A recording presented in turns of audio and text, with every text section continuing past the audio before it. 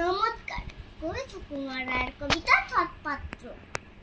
শুনতে পেলাম পোতটা গিয়ে তোমার নাকি মেয়ের বিয়ে, গঙ্গারামকে পাত্র পেলে জানতে চাও সে কেমন ছেলে?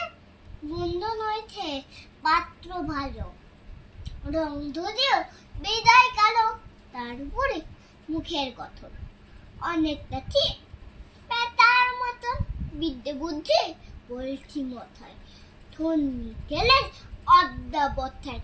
19টি বার ম্যাট্রিকেতে গায়েল হয়ে থামল খেতে, বিষয় আসয় গরিব বেজায় করতে চিত্তে দিন তোলে দেয়। মানুষ তো নয় ভাইগুলো তার, একটা পাগল একটা গোয়ার, আরেকটিতে তৈরি ছেলে ডাল করে গেছেন দেলে। গণিতটি তবলা বাদায়, যাত্রা ধরে পাঁচটা খাপায়।